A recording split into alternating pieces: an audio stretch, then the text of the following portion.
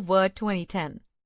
Word 2010 is a bit different from the earlier versions, even though the toolbars are similar to those in Word 2007, and they include the ribbon and the quick access toolbar.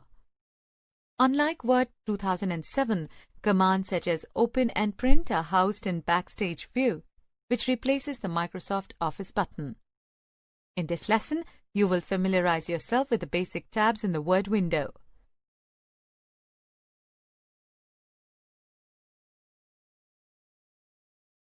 Title bar. Program and document titles are shown here. Quick Access Toolbar. Located above the ribbon, stores the most frequently used commands and can be customized to suit your requirements. Help. The Help menu can be accessed to get information on subjects related to Word 2010. File tab. Click File tab to get the Backstage view where you can create new documents, print, save documents, etc. Ribbon. It contains all the commands you will need to do common tasks. It's organized into 3 components. Tabs. Appear across the top of the ribbon and contains groups of related commands. Groups.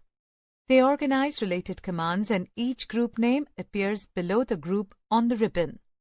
Commands. Appear within each group. Dialog box launcher. This appears as a very small arrow in the lower right corner of many groups on the ribbon. Clicking this button opens a dialog box or task pane that provides more options about the group. Rulers. There are 2 rulers, a horizontal ruler and a vertical ruler. The function of horizontal ruler, which appears just beneath the ribbon, is set margins and tab stops. The function of horizontal ruler, which appears just beneath the ribbon, is to set margins and tab stops. The vertical ruler, which appears on the left edge of the Word window, is used to gauge the vertical position of elements on the page. Document area. This is the area where you type. The flashing vertical bar is called the insertion point, and it represents the location where text will appear when you type. Status bar.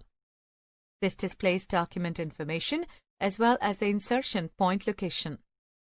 From left to right, this bar contains the total number of pages and words in the document, language, etc.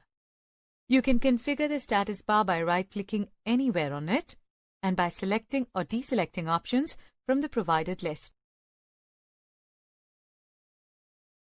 View buttons.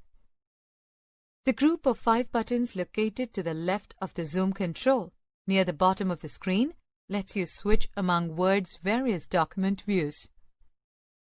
Print layout view. This displays pages exactly as they will appear when printed. Full screen reading view. This gives a full screen look of the document. Web layout view. This shows how a document appears when viewed by a web browser, such as Internet Explorer. Outline view.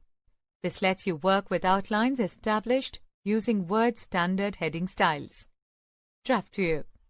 This formats text as it appears on the printed page, with a few exceptions. For example, headers and footers aren't shown. Most people prefer this mode. Zoom control. This helps to get a closer look at your text. It consists of a slider that you can slide left or right to zoom in or out, and you can click the minus and plus buttons to increase or decrease the zoom factor.